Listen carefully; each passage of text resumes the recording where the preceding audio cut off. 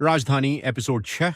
पत्रकार शैली, राजनीतिक थ्रिलर, एक्शन बार सस्पेंस बार ड्रामा, रोमांस। पिछले एपिसोड की झलक। राहुल का अपहरण हुआ। अनिरुद्ध ने मजदूरों की मदद से गोदाम पर छापा मारकर राहुल को बचाया।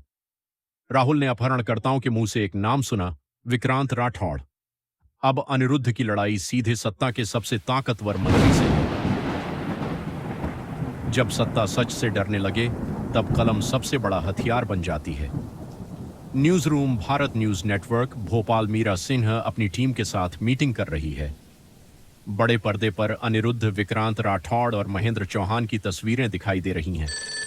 संपादक: मीरा, तुम जिस मामले की जांच कर रही हो वह अब सिर्फ एक स्टोरी नहीं रही। ऊपर से फोन आ रहे हैं, यह खबर यहीं बंद कर दो। मीरा बिना डरे जवाब देती है। मीरा: अगर पत्रकार सच नहीं दिखाएगा तो झूठ ही इतिहास बन जाएगा। कमरे में सन्नाटा छा जाता है। गुप्त मुलाकात। रात, भोपाल की एक पुरानी लाइब्रेरी। मीरा और अनिरुद्ध गुप्त रूप से मिलते हैं। मीरा अपने बैग से कई दस्तावेज निकालती है। फर्जी टेंडर, शेल कंपनियों की सूची, अवैध जमीन आवंटन, बैंक ट्रांजैक्शन की प्रतियां। मीरा: यह सिर्फ शुरुआत है, असली फाइलें अभी भी उनके कब्जे में हैं। अनिरुद्ध पहली बार महसूस करता है कि वह अब अकेला नहीं है। डिजिटल जांच दोनों मिलकर पूरी रात रिकॉर्ड खंगालते हैं। दीवार पर प्रदेश का नक्शा लगाया जाता है। लाल धागों से अलग अलग कंपनियों और नेताओं के बीच संबंध जोड़े जाते हैं। धीरे धीरे एक पूरा नेटवर्क सामने आता है। फर्जी कंपनियां, चुनावी फंडिंग, सरकारी ठेके, अवैध जमीन खरीद, हवाला लेन देन। अनिरुद्ध: यह भ्रष्टाचार नहीं, पूरा उद्योग है। पहली मुस्कान सुबह होने लगती है। दोनों कई घंटों से काम कर रहे हैं। मीरा चाय बनाती है। वह मुस्कुराकर कहती है, मीरा, तुम्हें पता है, तुम कैमरे के सामने जितने गंभीर दिखते हो असल में उतने नहीं हो। अनिरुद्ध पहली बार खुलकर हंसता है।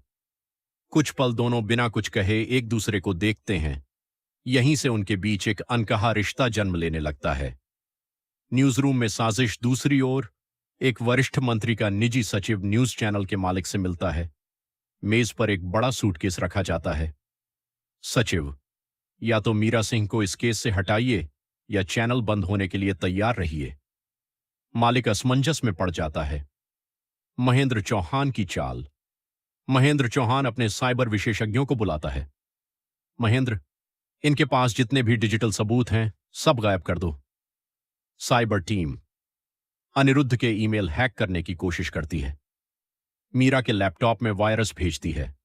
उनके मोबाइल ट्रैक किए जाते हैं, लेकिन मीरा पहले ही सभी महत्वपूर्ण फाइलों का बैकअप सुरक्षित क्लाउड सर्वर और एन्क्रिप्टेड ड्राइव में रख चुकी होती है। सच्चाई की कीमत। मीरा अपने घर लौटती है। उसे महसूस होता है कि कोई उसका पीछा कर रहा है। एक काली कार दूर से उसका पीछा करती है। वह जैसे ही अपने फ्लैट में प्रवेश करती है, उसे दरवाजे के नीचे एक लिफाफा मिलता है। अंदर लिखा होता है, पत्रकारिता छोड़ दो वरना अगली खबर तुम्हारी होगी। साथ में उसकी बचपन की तस्वीर लगी होती है। मीरा पहली बार घबरा जाती है, लेकिन अगले ही पल वह कागज फाड़ देती है। परिवार की चिंता। अनिरुद्ध घर पहुंचता है। राहुल अब भी सदमे में है। मां मीरा के बारे में पूछती हैं। मां, वो लड़की भी तो हमारी वजह से खतरे में है। अनिरुद्ध कुछ पल चुप रहता है। अनिरुद्ध, उसने सच का साथ चुना है और अब मैं उसे अकेला नहीं छोड़ूंगा। Press conference. Meera live press conference करती है। वह खुलकर कहती है, अगर मेरे साथ कुछ भी होता है तो समझ लीजिए कि मैं सच के बहुत करीब पहुंच चुकी थी। पूरा देश यह बयान सुनता है। सोशल मीडिया पर समर्थन की लहर दौड़ पड़ती है। रात 11 बजे मीरा अपने न्यूज रूम लौटती है। ऑफिस असामान्य रूप से शांत है। अचानक बिजली चली जाती है। आपातकालीन लाल लाइट जल उठती है। कदमों की आवाज। कोई अंदर घुस चुका है। मीरा अपने कैमरे का फ्लैशलाइट ऑन करती है। पूरा न्यूज रूम बिखरा पड़ा है। सभी कंप्यूटर तोड़े जा चुके हैं। सर्वर रूम का दरवाजा खुला है। अंदर हार्ड डिस्क गायब हैं। दीवार पर लाल रंग से लिखा है, सच की कोई हेडलाइन नहीं होती। मीरा स्तब्ध खड़ी रह जाती है। उसी समय उसका फोन बजता है। दूसरी तरफ अनिरुद्ध है। अनिरुद्ध: मीरा, क्या हुआ? मीरा धीमी आवाज में कहती है, उन्होंने न्यूज रूम तक पहुंच बना ली है। कैमरा धीरे धीरे पीछे हटता है। पूरे न्यूज रूम का बर्बाद दृश्य दिखाई देता है।